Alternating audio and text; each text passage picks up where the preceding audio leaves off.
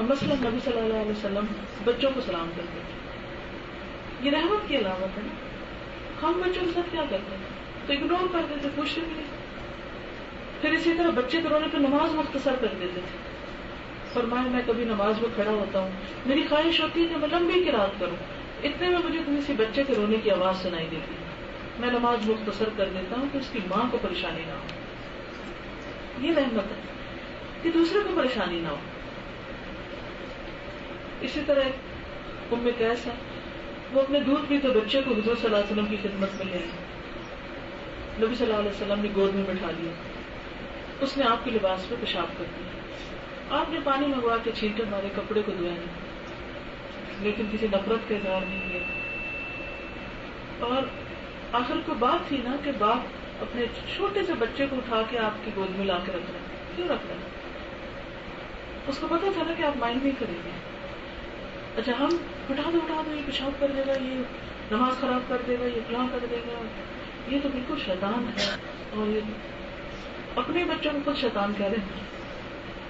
نبی صلی اللہ علیہ وسلم نے فرمایا اگر تم میں 4 خصلتیں ہوں تو کسی اور دنیاوی چیز کا تمہارے پاس نہ ہونا کوئی نقصان دہ نہیں. نمبر 1 امانت کی حفاظت، نمبر 2 سچائی، نمبر 3 حسن خلق، اور نمبر 4 حلال رزق. گویا ساری دنیا تمہارے قدموں پر کھڑی ہو گئی. پھر آپ دیکھیں کہ منافقین کے ساتھ آپ کا رویہ کیا تھا. حالانکہ قرآن مجید میں کیا کہا گیا آپ کو؟ وغلظ علیہم، آپ کو اجازت دی گئی کہ آپ ان پہ سختی کریں، شدت اختیار کریں ان کے ساتھ. لیکن آخر تک ہم دیکھتے ہیں کہ عبداللہ بن ابی جب اس کی وفات ہوتی ہے تو آپ اپنا کرتا دے دیتے ہیں، جنازہ پڑھنے کو تیار ہو جاتے ہیں. اللہ تعالیٰ روکتے ہیں نہیں. تو آپ کا جو مشن پھیلا ہے اس کی بنیادی وجہ کیا تھی؟ آپ کا اخلاق. اور اس اخلاق میں رحمت کا پہلو ہے، رحیم. اور پھر کرسچنس کے اندر آپ دیکھیں قرآن نے ان کے بارے میں کیا کہا ہے؟ لَتَجِدَنَّ أَشَدَّ النَّاسِ عَدَاوَةً لِلَّذِينَ آمَنُوا الْيَهُودَ وَالَّذِينَ أَشْرَكُوا وَلَتَجِدَنَّ أَقْرَبَهُم مَّوَدَّةً لِلَّذِينَ آمَنُوا الَّذِينَ قَالُوا إِنَّا نَصَارَىٰ ذَلِكَ بِأَنَّ مِنْهُمْ قِسِّيسِينَ وَرُهْبَانًا وَأَنَّهُمْ لَا يَسْتَكْبِرُونَ. تو یہ جو تکبر کی نفی ہے یہ بہت ضروری ہے اور دوسروں کے لیے رحمت بن جانا. تو جو کتاب کا نام بھی پیغمبر رحمت ہے، جس میں آپ کو مثالیں ملیں گی کہ ہم کس طرح دوسروں کے لیے رحیم بنیں، ہم کس طرح مہربان بنیں. تو اپنی ذاتی ریڈنگ کے لیے رکھ چھوڑیں، 1-2 صفحے روز پڑھتے رہیں، ایک عادت رحمت کی اپناتے رہیں.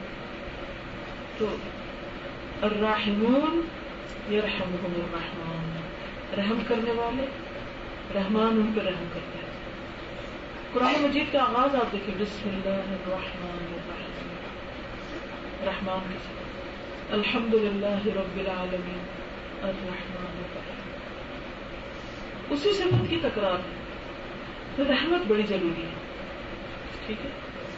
تو نبی صلی اللہ علیہ وسلم کا جو اسوہ آپ نے یا نمونہ بہترین آپ نے اختیار کرنا ہے وہ کیا کرنا ہے؟ دوسروں کے لیے مہربان بننا ہے. تو انشاءاللہ کرو مہربانی تو اہل زمین، خدا مہربان ہو تو اللہ تعالیٰ نے عمل کی توفیق دی. یہاں ایک بات یہ یاد رکھیے کہ جو لوگ ظالم ہوتے ہیں یا سنگ دل ہوتے ہیں، تنگ کرتے ہیں یا کسی بھی طرح ہمیں نقصان دیتے ہیں، اس کا یہ مطلب نہیں ہمیں کھلے چھوڑ دیں جو مرضی کرتے تھے. ان پہ مہربانی کیا ہے؟ انصر اخاک ظالما او مظلوما، جب وہ ظلم کریں تو ان کو ظلم سے روکے. اچھا ہم کیا کرتے ہیں؟ اسی وقت روکنے لگتے ہیں اور بعد میں بھول جاتے ہیں کہ کدھر گئے. ان کو بھی اچھی نصیحت کریں، ان کی مدد کریں، روٹ کاز جانیں، اس وجہ کو دور کرنے کی کوشش کریں. اگر وہ باز نہ آئے تو پھر آپ اپنا راستہ لیں اور خاموشی سے کام کریں، چاہے گھر میں ہو، چاہے باہر ہو، چاہے کہیں. اب آپ نے کچھ کہنا چاہتے ہیں، آپ کے ذہن میں کوئی بات ہو، کوئی سوچا ہوا آپ نے کہ جب ہم ملیں گے تو یہ بات کہیں گے، یا کوئی بھی چیز، موسٹ ویلکم. چھٹیوں پہ کراچی جانے کا اتفاق ہوا، وہاں آپ کے مدرسے الفطرہ کے حوالے سے یہاں بھی میں نے پڑھائی کیا ہے، کراچی میں بھی میں نے اپنے والدہ کو اور بہنوں کو کہا تو بہت زیادہ خوشی لابی ہے اس کی وجہ سے یہ ہے سب چل رہا ہے، تو اس کے لیے میں وہاں پہ جواب نہیں دے سکتی، میں کیا جواب دوں؟ ٹھیک ہے، آپ مجھے جانتی نہیں، آپ کیا جواب دیں؟ اس کے لیے میں کیا کہوں لوگوں سے، کیا جواب دوں؟ انہیں کہیں کہ آپ خود پڑھ کے سن کے دیکھیں کہ کیا کہتی ہیں. یعنی ان کی آپ کیسٹ سن لیں، آن لائن جا کے سن لیں، لیکن ان کا مدرسہ جوائن کر دیں. میرے دل میں تھا کہ جب بھی آپ سے ملاقات ہوگی تشریف رکھیے. ایسا ہے کہ انہوں نے کہا کہ لوگ کہتے ہیں کہ یہودیوں کی لابی ہے، پتہ نہیں کیا ہے کہتے ہیں.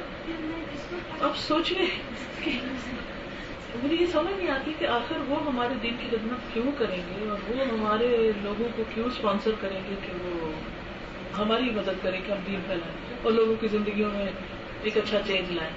یہ تو نہیں ہو سکتا. تو اس صورت میں ان کے لیے دعا کریں کہ اللہ ان کی غلط فہمی دور کر دیں، اچھا سلوک کریں. حاسد کے اثر سے نپٹنے کا طریقہ یہ کہ اس سے اچھا سلوک کریں، سلام میں پہل کریں، کچھ دے دلا دیں. اس کو توجہ چاہیے آپ کی، آپ اس کو توجہ دے دیں. ٹھیک ہے. تو حسد تو ہوگا، ہر جگہ ہوتا ہے حسد. تو پتہ بھی چل جاتا ہے کیونکہ جب آپ کو خوشی ملتی ہے تو ان کو خوشی نہیں ہوتی. ٹھیک ہے نا. وہ مبارک دیں گے بھی تو تبدیلی سے دیں گے، کیونکہ چہروں سے بھی کچھ حسد ٹپک پڑتا ہے، رویے سے، ہر چیز سے.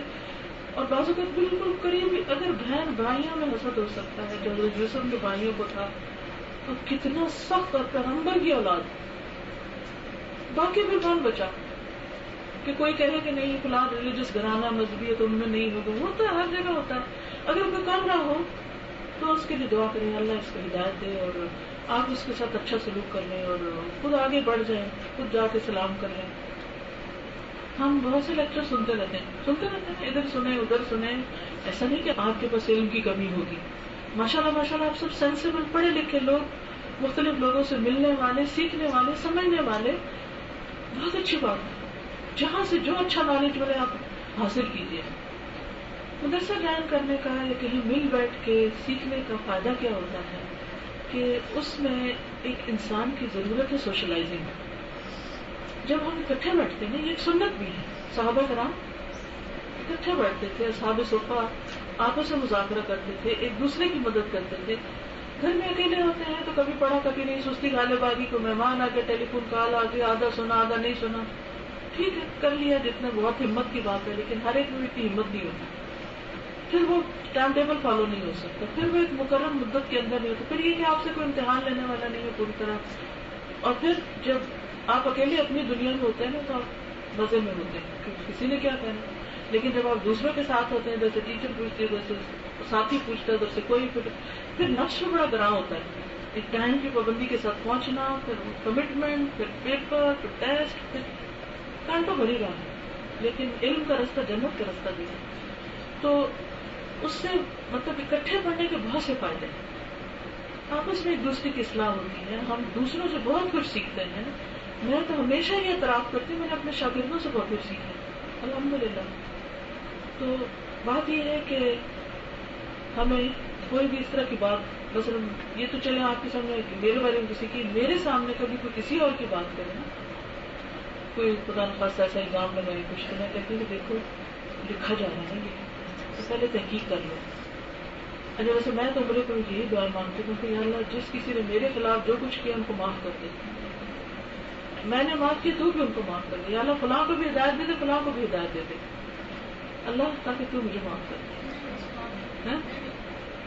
جی اس ٹاپک پہ میں ایک بات کرنا چاہ رہی تھی کہ جو میں نے اپنی لائف میں، یہ تو نیو ایڈمیشن ہے، ان کو اتنا نہیں پتا مدرسے میں آ کے، کہ میں نے اپنی پرسنل لائف میں دیکھا ہے کہ جیسے ابھی آپ پراؤڈ کا بات کر رہی تھی، تو پہلے کبھی بات نہیں کرتا تھا ساروں. تو پچھلے دنوں مجھے خود یعنی میرے محلے کی عورتوں نے کہا کہ پہلے تم بڑی پراؤڈ تھی، اب بہت اچھی ہو گئی. الحمدللہ. تو یہ ہم وہاں پڑھ کے سن کے نہیں کر سکتے. نہیں یہاں پہ ماحول ایسا ہوتا ہے جہاں سے ہمیں سیکھنے کا موقع ملتا ہے ٹیچرس کو دیکھ کے، یعنی چہرے ہر وقت مسکراہٹ، ہم بھی کوشش کرتے کہ ہم بھی ایسے یعنی پڑھیں. اور مومن کے لیے ایک مددگار ہوتا ہے. جی تو یہ ہم ایک دوسرے کے انصار ہوتے ہیں، ایک دوسرے کے سپورٹر ہوتے ہیں، ایک دوسرے سے اتنا کچھ سیکھتے ہیں جو اکیلے نہیں ہو سکتا. یہ اسٹیشن میں تعلیم کر رہے میرے ساتھ بھی میری شب نے اسی طرح سے کہا تھا. لیکن یہ کہ میں نے اس سے یہی کہا کہ جب تک آپ سنیں گے نہیں، ان کو وہاں جا کے آپ سیکھیں گے نہیں، تو یہ بہتان میں آ جاتا ہے. کل اولئک کان عنہ مسئولا. بالکل. تو اس لیے یہ نہیں کہ کسی نے کہا ہم سب کو اپنے لیے، پھر وہی بات کہ جب کوئی کچھ کرے تو ہم فوراً اپنا جائزہ لیں کہ میں نے تو کسی کو کچھ نہیں کہا، کہ میں تو کسی کے بارے میں کوئی رائے نہیں دیتی. ہم سب کا علم محدود ہے. آپ کو معلوم ہے حضرت موسیٰ علیہ السلام کے دل میں جو خیال آیا تھا کہ میں سب سے زیادہ جانتا ہوں، تو اللہ تعالیٰ نے ان کو کہا اچھا آپ جائیے ادھر سفر کیجیے، سیکھیے. حالانکہ اللہ تعالیٰ کے محبوب پیغمبر ہے موسیٰ علیہ السلام، لیکن اللہ تعالیٰ اپنے پیغمبروں میں ایک چھوٹی سی چیز دی، یعنی کہ جو بہت ہی اعلیٰ درجے پر ہوتے ہیں، تو ان کو خضر علیہ السلام کے پاس بھیجا.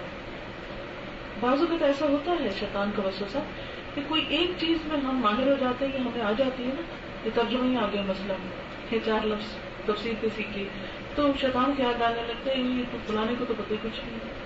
اب جیسے حرم جاتے ہیں تو لوگوں کو نہیں سمجھ آتی، تو لوگ کہتے ہیں بھائی بیچارے ان کو تو سمجھ ہی کچھ نہیں. اس وقت شکر کے آنسو رویا کرے، اللہ تیرا کتنا احسان ہے تو نے مجھے سمجھ دے دی. مجھے کیا حق پہنچے کہ میں تیری اس مخلوق کو حقیر سمجھوں؟ اگر یہاں کچھ غلطی کر رہے ہیں تو میرا فرض بنتا ہے کہ مدد کروں، ان کے کام آؤں، نہ کہ ان کو حقیر کرنے لگے. تو بعض اوقات یہ بھی دیکھا گیا ہے، مجھے مختلف لوگوں کے مجلسوں میں بیٹھنے کا اتفاق ہوا ہے. جیسے میں یہ مثال دے رہی تھی نا ان اسکالر کی، جنہوں نے کہا کہ جس نے مجھے بہت تنگ کیا میں نے اس کے لیے عمرہ کروایا. ایک اور کو میں نے سنا وہ بات کر رہے تھے فلاں تو جاہل ہے، اس کو کیا پتا. اب ایک کا رویہ کیا ہے، ایک کا کیا ہے. بعض اوقات ہمیں علم آ جاتا ہم سب کو جاہل سمجھنے لگتے ہیں، بعض اوقات ہم کچھ کر بیٹھتے تو دوسروں کو ہم بیکار سمجھنے لگتے ہیں، اس کو کچھ بھی نہیں ہو تو کرتا. تو پھر وہی بات ہے کہ اپنے اندر انسان ہر وقت حساب کرتا ہے کہ میں کیا کر رہا ہوں. اگر کسی نے غلطی کی تو فوراً دیکھے میں تو نہیں کرتا، کیونکہ عقل مند وہ ہے جو دوسروں کی غلطی سے سیکھے، دوسروں کی جہالت سے سیکھے. اس کے لیے تسبیح کیا کرے، ذکر کیا کرے. جب ایسی کیفیت ہو تو تھوڑی دیر کے لیے تنہائی میں الگ چلی جائے گا، اللہ کے رو کے معافی مانگو، یا اللہ تو مجھے معاف کر، لا الہ الا انت سبحانک انی کنت من الظالمین. اللہ میں مانتی ہوں میرے اندر یہ کمزوری ہے، میری تو اصلاح کر سکتا ہے، میں تو اپنے آپ سے ہار گئی ہوں. لیکن اللہ سے باتیں، ایک ہوتا ہے دعا، ایک ہوتا ہے مناجات، اس کا فرق پتہ ہے. ایک ہوتا ہے دعا، اللہ کو پکارنا کہ اللہ یہ دے دے، ایسا ہو جائے ویسا، اور ایک ہوتا ہے مناجات. مناجات نجوہ سے نا سرگوشی، اللہ سے باتیں وسپر کر کر کے تنہائی میں بیٹھ کے اللہ سے باتیں. اللہ یہ میری کمزوری ہے، اللہ تعالیٰ میں ان سارے گناہوں کا اعتراف کرتی ہوں جو مجھے پتا ہے، اور ان کا بھی کرتی ہوں جو مجھے ابھی شعور ہی نہیں آیا کہ میں غلط کر رہی ہوں. دیکھیے اب ہمیں جب پتا چلا قرآن کی روشنی میں تو ہمیں اپنے ماضی کی غلطیاں نظر آئی نا. مطلب مجھے تو ایسا ہی ہوتا جب میں پڑھتی ہوں کہ یار یہ کیا، یہ تو مجھے پتہ ہی نہیں تھا. استغفر اللہ ربی زدنی علما، اللہم انی اسألک علما نافعا. اللہ یہ کیا، میں کہتی ہوں مجھے جب پتہ ہی نہیں تھا میں غلطی کر رہی ہوں تو میں تو توبہ ہی نہیں کی اس کی. اب پتہ چلا، اب اللہ تعالیٰ میں توبہ کرتی ہوں، آپ مجھے معاف کر دیں. تو کثرت سے استغفار، تسبیح، تاکہ دل کا بھاری پن دور ہو رہا، کام کریں کچھ. یعنی کوئی بھی کیفیت ایسے سوار نہ ہو کہ آپ عمل سے دور ہو، کرتے رہنا کچھ نہ کچھ، باقی تو پھر اللہ ہی معاف کرے گا. بس یہی کہ اللہ مجھے ڈر لگتا ہے، یہ جو آپ مجھ سے کہہ رہی ہیں یہ اللہ سے کہہ رہی ہیں.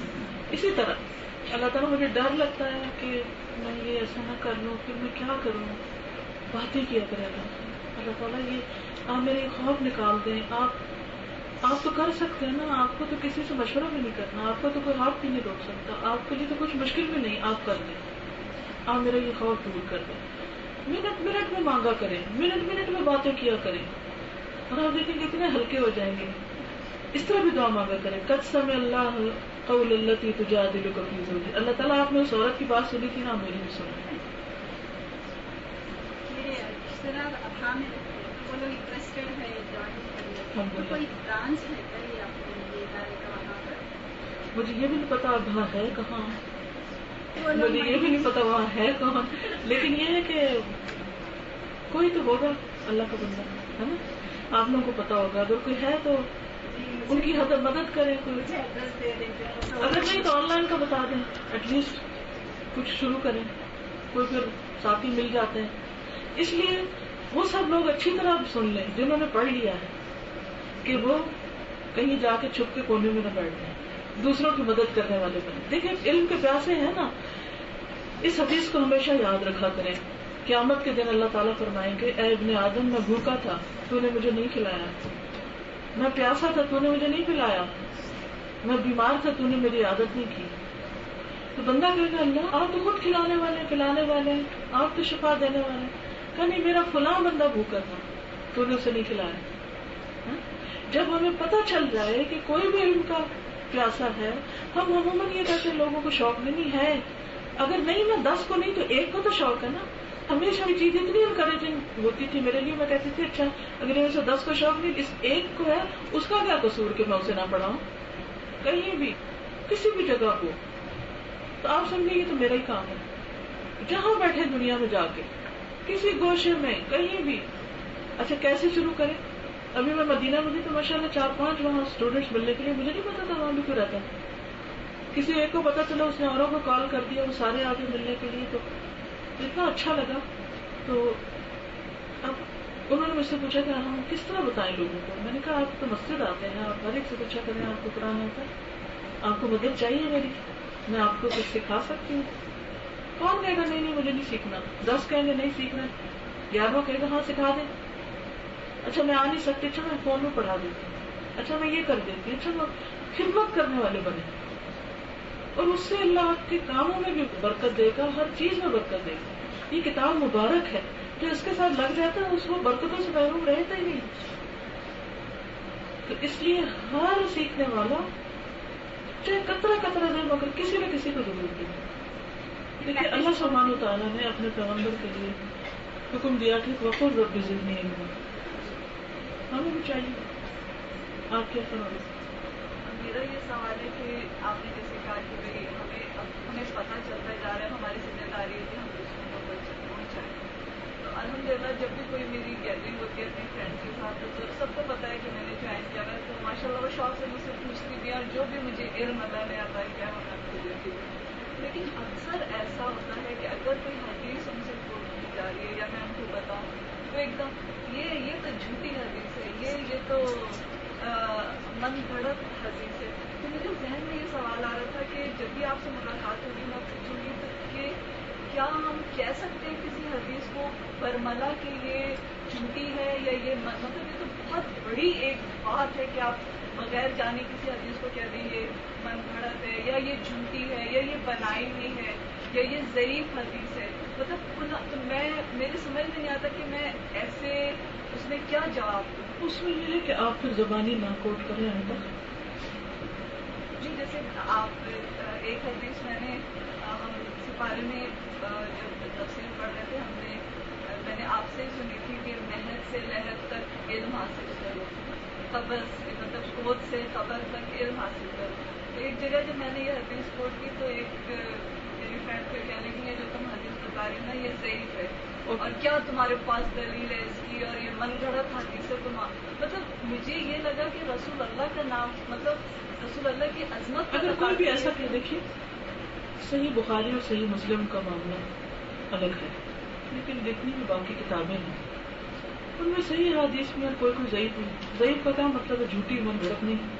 اس کا مطلب یہ ہے کہ جو اس کی جو چین ہے اس میں کچھ کمزوری, ویک, کوئی چیز اسٹرانگ ہوتی ہے ویک ہوتی ہے, ہوتا ہے.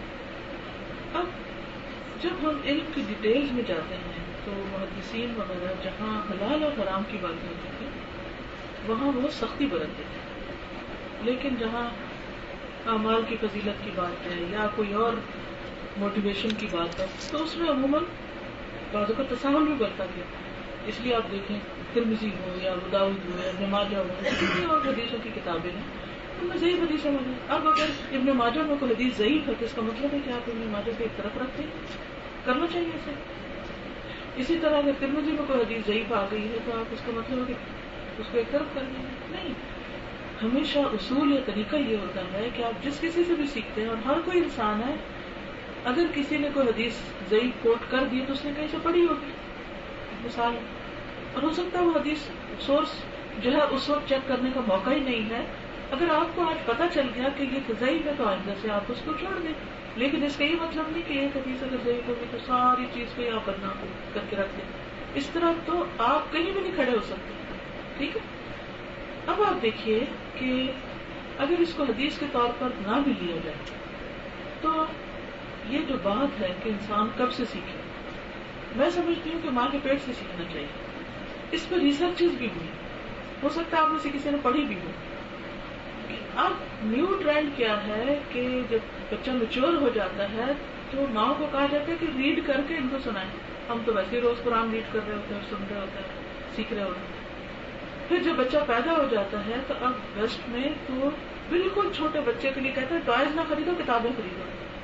اچھا اب میرے بچے تو بڑے ہو گئے، مجھے تو اس وقت پتا نہیں تھا ان باتوں کا. اب میں نے جب یہ والی روایت پڑھی، اب مجھے اس وقت نہیں یاد ضعیف ہے یا نہیں، یہ غلط بات ہے، لیکن اس بات میں کسی نہ کسی درجے کی سچائی ضرور ہے کہ جتنا ارلی آپ لرننگ شروع کریں اتنی ہی اچھی. ابھی کہتے ہیں کہ بچہ پہلے 2 سال میں اسپونج کی طرح ہوتا ہے اور پتہ نہیں کتنی زبانیں بیک وقت سیکھ سکتا ہے. اب جو میرے بچے چھوٹے تھے میں نے تو وقت گنوا دیا، لیکن اپنی بیٹیوں کو میں نصیحت کی کہ بیٹا ان کا وقت میں ضائع ہونے پائے. ابھی الحمدللہ میری چھوٹی بیٹی جو پہلے میں پڑھاتی ہوئی آئی ہوئی تھی، 2 سال کا اس کا بچہ ہے، ماشاءاللہ ماشاءاللہ وہ سارے حروف کی پہچان ہے. اس کو الف با تا ABC، روزانہ اس کو عربی کا لیکچر سناتے ہیں. اس کو میں نے کہا تھا کہ بیٹا تم ریاض الصالحین روز خود پڑھ کے اس کو سناؤ، ریڈ کرو اس میں، نہیں ٹائم میری کیسٹ لگا دو، لیکن اس کا لیسن بناؤ، روز کا روٹین بناؤ. جو بچی اس کو ہیلپ کرتی ہے وہ روانڈا کی ہے، وہ ہالینڈ میں رہی ہے، اس کو ڈچ آتی ہے. میں نے کہا کہ اس کو کہو کہ اس سے ہمیشہ ڈچ میں بات کرے، اس کو ڈچ لینگویج سکھاؤ. کیا پتہ بڑے ہو کہ کہیں اللہ تبلیغ کا موقع اس کو وہاں دے. عربی کا لیکچر سنواؤ، اردو تم اس سے بولو کہ بات اس کا انگریزی بولتا ہے وہ بولتا ہے، وہاں سے انگریزی سیکھے تو اردو سکھاؤ، وہ لڑکی اس کو ڈچ سکھائے. آڈیو سے تم اس کو لریفی کے لیکچر جو ہیں. اچھا ہوا یہ کہ وہ آیا تھا اگلے دن سے جمعہ تھا، خطبہ لگا تو کہتا ہے لریفی. تو میں نے کہا کہ اس کو میری کہتی میرا نواسا ماشاء اللہ ماشاء اللہ، اس کو اتنا شوق ہے قرآن سننے کا. اللہ ہمیشہ قائم رکھے. لیتا ہے آئی پیڈ اور قرآن قرآن قرآن لگا کے بیٹھ جاتا. نماز پھر وہ جنازہ کہتا تھا اذان، ہم نے کہا اذان نہیں جنازہ، تو پھر جنازہ سیکھے. جتنی بھی اسلامی ٹرمینالوجی ہے سب کا مطلب پتہ ہے. تو یہ کس وجہ سے کہ میں نے بیٹی کو یہ کہا تھا کہ اس کے یہ 2 سال پہلے ضائع نہ ہونے پائے، تم اس کو جتنا دے سکتی ہو دو. اور یہ کبھی نہ سوچنا کہ بچہ ہے، سوچو یہی سیکھنے کی عمر ہے. اور الحمدللہ اب میں اس کو لفٹ سے لے کے آ رہی تھی تو وہ اس میں لکھا ہوتا دور الاول، کھڑا ہو کے کہتا لام الف واو واو. اچھا وہاں لکھا تو فرسٹ فلور، کہتا ایف آر، بیچ بیچ میں رینڈم حرف پک کر کے تو وہ پڑھنے لگ گیا. جہاں اخبار پڑھی ہوگی، کوئی کتاب ہوگی، کہیں پر بھی جو ہوگا فٹافٹ وہ اٹھائے گا، کہے گا کہ یہ پرانی چیز ہے. تو میں سب ماں کو یہی کہوں گی آپ لوگ کیوں پڑھے قرآن، آپ لوگ کیوں پڑھے دین، آپ لوگ کیوں سیکھیں اخلاق، تاکہ وہ سب آپ کے بچوں میں رکھے. اگر ہم جاہل ہوں گے تو نسلیں بھی جاہل ہوں. ٹھیک ہے ہم سے جو کوتاہیاں ہو گئی اب اگلی نسل بھی پوری کر لیں. اپنے بچے ہاتھ سے نکل گئے، بچوں کے بچوں کو پکڑ لیں، کچھ کر لیں. ٹھیک ہے سارے حوالے دیتے ہیں اس کے بعد ایسی عادت ہمارے موجود ہے جو عام ہو چکی ہے، وہ حدیث نہیں ہے. جیسے ایک دفعہ وہ بتا رہے علم حاصل کرو، چین جانے جی وہ والا اس کو بہت تفصیل سے بہت حوالوں سے بتاتے ہیں. وہ 3 بجے سے لے کے 5 بجے. الحمدللہ. اب آپ دیکھیے کہ جو پہلے علماء تھے ان کے پاس یہ سہولتیں نہیں تھی کہ ساری حدیثیں ایک جگہ مل جائیں. ترمذی ایک حدیث کو کہتے ہیں کہ ھذا حدیث حسن، لیکن البانی کہتے ہیں کہ یہ ضعیف ہے. اب جب تک البانی نہیں آئے تھے تھرو آؤٹ دا سینچریز وہ حدیث کس طرح کوٹ ہوتی ہے؟ حسن. اگر پچھلی صدی میں آ کے اس کو تخریج کر کے ضعیف قرار دیا گیا تو ان علماء کا کیا بنے گا جنہوں نے ساری زندگی اس کو کوٹ کیا، کتابوں میں لکھا ہے. تو علم کی کوئی انتہا نہیں ہوتی، انسان کے اندر تواضع ہونا چاہیے. اگر آج مجھے کوئی آ کے کہتا ہے، کئی دفعہ مجھے بتاتے ہیں لوگ آپ نے فلاں حدیث جو کوٹ کی وہ ضعیف ہے، میں کہتے ہیں استغفر اللہ، اللہ مجھے معاف کر دے، آئندہ نہیں کروں گا. بس یہی طریقہ ہوتا ہے. ہم میں سے کون کہتا ہے اس کا علم پرفیکٹ ہے؟ لیکن جہاں کوئی کمی بیشی ہو انسان فوراً رجوع کرے، آئندہ وہ کام چھوڑ دے. دیکھیے ایک اور میں آپ کو گر سکھا دوں جس سے میں خوش رہتی ہوں کہ لوگ جب مجھے جیسے یہ بہت بڑا الزام لگاتے ہیں نا مجھے یہ آپ نے بات کی، تو میں سوچتی ہوں ہمیشہ میں اللہ سے باتیں بھی کرتی ہوں کہ اللہ تعالیٰ لوگ تو آپ کو بھی نہیں چھوڑتے، میں تو کوئی چیز ہی نہیں. جو خدا کے خلاف باتیں کرتے ہیں، جس نے پیدا کیا، جو رزق دیتا ہے، جس کی طرف لوٹ کے جانا ہے، جو رسول میں باتیں کرتے ہیں، حضرت عائشہ میں باتیں کرتے ہیں، صحابہ میں کرتے ہیں، کس کو چھوڑا ہے لوگوں نے؟ پھر ہم کیا چیز ہے اپنے آپ کو سمجھتے کہ ہم غصہ کر کے بیٹھ جائیں کہ لوگ ہمیں یہ کہتے ہیں وہ کہتے ہیں. میں کہتے اللہ تو ان کو معاف کر کے ان کو ہدایت دے دے. جب مجھے پتا چلتا کہ لوگ میرے بارے میں یہ کہتے ہیں، میں کہتے اللہ تعالیٰ ان کی غلط فہمی دور کر دے اور ان کو معاف کر دے، تو انہیں اس بات پہ نہ پکڑنا، یہ جانتے نہیں. ہمارے پیغمبر کا کیا اس کا طائف والوں نے جو سلوک کیا تھا، آپ نے کیا کیا ان کے ساتھ؟ یقین کریں بس ہوتی میں اور آپ ہوتے نا تو کہتے کہ مار دیں اس سب کو، یہ تو بہت ہی ظالم لوگ. لیکن آپ نے کہا کہ نہیں، شاید ان کی نسلوں میں سے کس چیز کی وجہ سے آپ نے چھوڑ دیا؟ دین کے فائدے میں. ہم کیوں لوگوں کو معاف کریں دین کے فائدے میں کہ اللہ ان کو بھی ہدایت دے دے. آخرت کا عذاب بڑا سخت ہے، نہ ہم برداشت کر پائیں گے نہ کوئی اور. ہر جگہ قرآن پڑھنے کا ایک اپنا لطف ہوتا ہے، تو حرم میں قرآن سننے کا اور وہ پہاڑ دیکھ کے، اور تو میں سوچتی ہوں فضا دیکھتی ہوں، پھر میں دھوپ کو دیکھتی ہوں، کچھ محسوس کرتی ہوں، پھر میں کہتی ہوں کہ یہاں یہ آئے اتنی. پھر وہ آج میں صبح طواف کری تھی تو کعبے کے سائے میں جب میں گزری نا، میں کہتا ہوں ایک حدیث میں آتا ہے کہ کعبے کے سائے میں تھے. اچھا ایسا سایہ ہوتا ہوگا، یوں فیلنگ ہوتی ہوگی. اس سے ایسی چھوٹی چھوٹی باتوں کے لیے میں سوچتی اچھا یہاں یہ آئے اتنی. کل پرسوں ایک آیت پڑھی جا رہی تھی فانتظر انہم منتظرون، انتظار کرو کہ ہوتا ہے کیا. یہ بھی انتظار کرو کیا ہوا. اسلام غالب ہو گیا، لاکھوں لوگ یہاں موجود ہیں. کہاں ہے ابو جہل، کہاں ہے ابو لہب؟ نام نشان نہیں ہے ان کا کچھ.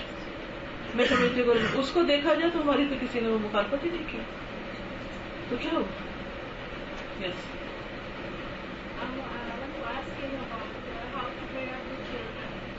especially I want to know what kind of education we can give to them in the courses. It's 2-3 years, 3 years old. We should give them like general knowledge first or Islamic knowledge. Which school, what school we can give it to them? both, side by side, both. When you teach them Arabic, teach them English. Teach them other language if you know. So for example, your mother tongue or any. Children has capacity, they can learn more and more as much as you give them. And then keep reading yourself. Try to understand the child and never underestimate. Every child is different. Everyone has his own way to learn different things. So give full attention and individual attention to every child. Send them among children. Some people don't send their children to schools. I'm against that. Some people prefer homeschooling. Okay, you can homeschool in the afternoon. Send them to some school and try to let them live among people and let them understand other people, other communities, and then how to deal with different people. If someone fights with you, how to fight back or defend yourself. When you isolate children and you keep them always under your wings, this is not tarbiyat. Sahabiyat used to send them, make them do things. Sometimes we do everything ourselves. Okay, don't pick this, don't touch this, don't do this, no, this is wrong, this is wrong. No. Let them do as long as it's not dangerous for them. So, I don't remember the name of books in English at present, but you are the role model for them. They will do what you will do. And when they scream, try and speak them with humbleness. Don't tell them don't scream. No. You should try to understand what makes him do this. Why is he doing this? Go to the root cause. And see. Another thing is that make them listen to Quran, make them do zikr. Do not fulfill all their requirements. Keep them hungry for some time. Keep them thirsty, because when we love them, we feed them all the time. We don't want them to go outside in the sun because it will harm them. No, let them go. Because this way they will be brought up in a different way. If they cry, let them cry for some time. And then when they are calmed down and they are able to understand, then talk to them. Why did you do this? Read them, read upon them. Rasulullah sallallahu alaihi wasallam used to read, "U'izuka bi kalimatillahi tammati min sharri kulli shaytanin wa hammatin wa 'ainin la'amatin." And one thing always remember, that shaitan is after our children. Because in Surah Bani Israel, it says, لَأَحْتَنِكَنَّ ذُرِّيَّتَهُمْ. So, he's after our zuriyat. And read always that dua of Sulaiman alayhi salam. رَبِّ أَوْزِعْنِي أَنْ أَشْكُرَ نِعْمَتَكَ الَّتِي أَنْعَمْتَ عَلَيَّ وَعَلَى وَالِدَيَّ وَأَنْ أَعْمَلَ صَالِحًا تَرْضَاهُ وَأَصْلِحْ لِي فِي ذُرِّيَّتِي. And zuriyat is not only your children, your awlad, all your generations. أَصْلِحْ لِي فِي ذُرِّيَّتِي. They should trust you more than anybody else. If it is not a joint family, they will go outside, they will learn different things from different children, they will come back and tell you. Then it's you who has to listen and brainwash them. That this is wrong, this is right. You have to give them time. There is no alternative. No alternative. You learn yourself and teach them. And whatever you teach them, show them in your amal. قرآن میں کہ قرآن جتنا زیادہ ہم سنیں گے تو اتنا زیادہ ہماری اولاد کے اوپر ہوگا. تو پہلے جو میری دو بیٹی ہیں جو دو بچیاں ان کی مجھے نہیں تھا قرآن کا. الحمد للہ جب قرآن سے تعلق ہوا تو میں نے پھر جو الحمد للہ زیادہ تر قرآن کو ہی سنا تھا. تو وہ جب میں اب اپنے بیٹے میں محسوس کرتی ہوں وہ چیز کہ جب میں نے وہ چیز وہ تب سنی تھی تو اب وہ اس سے بھی زیادہ جیسے ابھی وہ ماشاء اللہ 1.5 سال کا نہیں ہوا. اور وہ بولنے لگتے ہیں نا ابھی. جی وہی نا وہ نا کیا کہتے ہیں ابھی 1.5 سال کا بھی نہیں ہوا ماشاء اللہ. جب وہ صبح وہ یوز کیا آتا ہے تو ماشاء اللہ الحمد للہ میں گھر میں نا وہ لائیو قرآن پاک سارا دن نا ٹی وی پر چلتا رہتا ہے تو وہ مکہ وغیرہ کو دیکھتا رہتا ہے. تو وہ الحمد للہ وہ اللہ کا نام اس سے سن کے نا بس اللہ آگے اکبر نہیں کہنا تھا, اللہ کا اللہ تو بس کرتا رہتا کہ اللہ اکبر ہو رہی ہے تو سب لوگ چپ کر دو کہ میں سن رہا ہوں مجھے اس چیز کو سننے دو. بالکل. پھر مجھے یہ ہوتا ہے کہ کیوں اس وقت میں جو پھر وہ ان بچوں میں وہ دعا کیا کریں ان کے لیے. ایک اور چیز ہے کہ پتہ نہیں یہاں لیکن مدینہ میں نے دیکھا تھا ہوٹل میں, مدینہ کا جو چینل ہے اس میں حدیثیں آتی ہیں اتنی خوبصورت, اتنا اچھا لگا مجھے. ایسے میں نے لگایا تو میری اپنی ریویژن ہوئی بہت ساری چیزوں کی, پھر بھول جاتا ہے انسان, ایک چیز پڑھی ہوتی ہے پھر ذہن سے اتر جاتی ہے تو پھر علم یقین ہو جاتا ہے اس کو دوبارہ سنتے. تو بچے کو صرف قرآن وہ بھی لگا کے دیا کرے, ایک ٹائم فکس کر لیں, اب عصر کے بعد یہ لگانا ہے, صبح میں یہ لگانا ہے, دوپہر کے یہ لگانا ہے, ڈفرینٹ چیزیں, تاکہ وہ تھک بھی نہ جائے ایک چیز سے اور بہت ساری چیزیں سیکھیں. اب ہوتا یہ کہ جب وہ سنتے رہتے ہیں تھوڑا سا بڑا ہوگا نا آپ دیکھیں کہ وہ آیتیں بولنا شروع کرتے ہیں. ہماری ایک اسٹوڈنٹ تھی تو انہوں نے بتایا ان کی بھانجی ہے کیا کلاس میں انہوں نے واقعہ سنایا تو اس کی مدر بھی نا پریگنینسی میں سورۃ البقرہ بہت سنتی, اور جب بچی تھوڑی سی بڑی ہوئی تو یہ پڑھ رہی تھی تو انہوں نے یعلمون کو تعلمون کہا تو بچی نے کریکٹ کیا تو ان کو تمہیں کیسے پتا, کہتے قاری صاحب ایسے پڑھتے ہیں. جب انہوں نے چیک کیا تو واقعی بچی ٹھیک تھی, چھوٹی سی بچی پوری سورۃ بقرہ یاد ہوگی صرف سن کے. اس لیے بچوں کی بچپن کو نہ ضائع ہونے دیں, ان کو اس وقت نہ اگنور کریں. Make a schedule, make a programme. میرا سوال یہ ہے کہ میں نے اکثر درس والوں سے سنا ہے کہ دعا جب تک عربی میں نہ مانگو اس کا فائدہ نہیں. اللہ تعالیٰ کو تو کسی بھی زبان میں پکار سکتے ہیں, خاص طور پر سجدے کی حالت میں. اب وہ نماز کا حصہ نا, تو نماز عربی میں ہے تو اس لیے وہ دعا کا ہم اردو میں نہیں مانگ سکتے, اس وقت وہی مانگے تو بہتر ہے. آپ اپنے شاگردوں کو کہاں دیکھنا چاہتے ہیں جنت؟ اس دنیا میں آپ سچ پوچھیں تو جب مجھے پتہ چلتا ہے کہ فلاں میرا شاگرد کوئی کچھ کر رہا ہے تو میں کہتی ہوں اللہ اسے استقامت دینا, اسے نظر بد سے بچانا اور اس کو اس راستے پہ جما کے رکھنا. لیکن میں نے کبھی سوچا نہیں اس کو دنیا کے حساب سے میں نہیں سوچا, لیکن آخرت کے حساب سے میں ضرور سوچتی ہوں.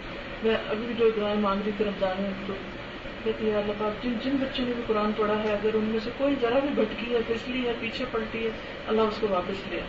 کیونکہ ہم انسان ہیں نا, ہم سب بھولتے ہیں. اگر شوہر بالکل دین سے دور ہو پھر آپ کے دل سے دور ہو جائے تو کیا کریں, خطرناک بات ہے. اس کے لیے دعا خوب مانگیں, حسن سلوک کریں, کوئی انتظام کریں کہ وہ بھی دین کی طرف آ جائیں, لیکن دل سے دور نہ کریں. ہم سب آپ کے اسٹوڈنٹ ہیں, پلیز کوئی بھی حل راستہ نکالیں کہ ہم آپ سے ڈائریکٹلی کانٹیکٹ کر سکیں.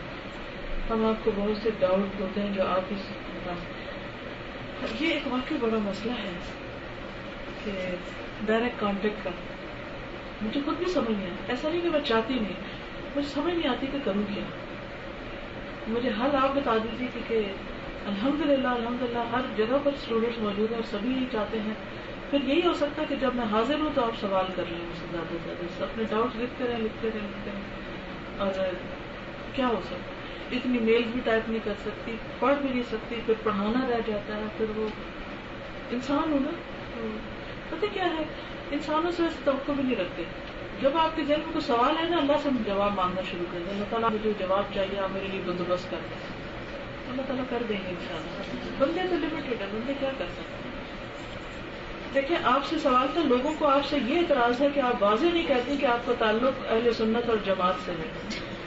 دیکھیے میں اپنے آپ کو بس مسلمان کہتی ہوں, اگر یہ کسی کو قبول نہیں تو پھر کیا کر سکتے ہیں, کیا یہ کافی ہے؟ السلام علیکم ورحمۃ اللہ وبرکاتہ. سبحانک اللہم وبحمدک نشہد ان لا الہ الا انت نستغفرک ونتوب الیک. اب اگر میں رکوں گی تو سب کی نماز لیٹ ہوگی, اس لیے فقیروا الی اللہ.